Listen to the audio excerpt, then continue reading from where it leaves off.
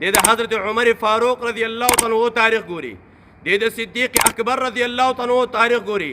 هغه ابو بکر صدیق الله اکبر مانعین زکات پیدا شو مانعین زکات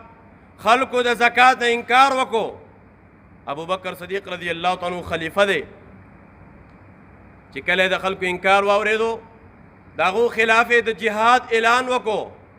د دې خلکو خلاف به جهاد کېږي زما عزتمندو صحابه کرام ورته وایي که موږ مدینه منوره پرېږدو موږ مدینه منوره پرېږدو په مدینه منوره کې د رسول الله بیبیانې دي ازواج مطهرات دي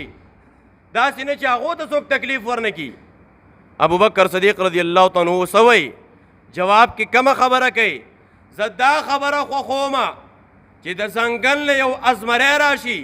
دو په لارو کوڅو کې راوکاږي د دو جسم د یو بل نه جدا شي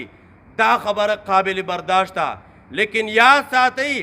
ابو بکر دې خبرې ته تیار نه دی ابو بکر دې ژوندی او د الله د دین کې د کمی راشي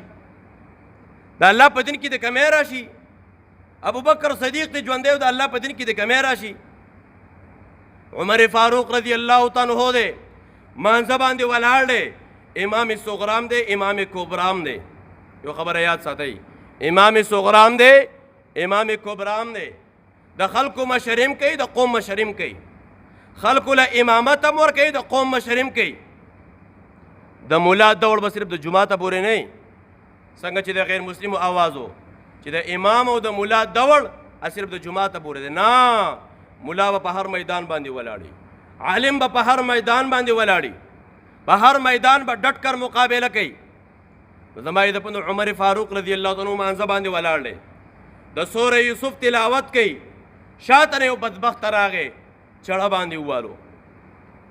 چې کله چړه باندې ووالو حضرت عمر رضی الله تعالی عنہ تپوس وکړو چا والے ما جی هغه یهودي والے عمر فاروق رضی الله تعالی عنہ سوی زما د کعبه پر رب باندې قسم چې عمر کامیاب شو زما د کعبه پر رب باندې قسم چې عمر کامیاب شو ځکه د غیر مسلمو د لاس وته شهادت میلاویږي لیکن یو خبره وکړله او هغه خبره نن ما ته وګوره په دې تاریخ او د هغه تاریخ باندې سوچ او فکر کوو کومه خبره وکړله وای دا د چا غلام دی جی وای دا د ابن عباس غالبا کمې پیښې دی الله معاف کړي دا دغه غلام دی وای نبی علیہ السلام نه دی ویلي چې دا خلق خپل غلامان ما جوړوي نبی علیہ السلام تعلیمات نه دی خلکو سره مرګرتیا او دوستانه مه کوئ دا د مسلمان دوست نشي جوړی دی دا په هیڅ حال کې یهودي د مسلمان دوست نشي جوړی دی په هیڅ حال کې عیسائی د مسلمان دوست نشي جوړی دی عیسائی زما اوستا عزت تار تار کوي عیسائی دا غواړي چې قرآن ختم شي یهودي دا غواړي چې د الله حکم ختم شي دا د مسلمان دوست نشي جوړی دی دا مسلمان ته راحت نه ورکوي دا مسلمان ته تکلیف ورکوي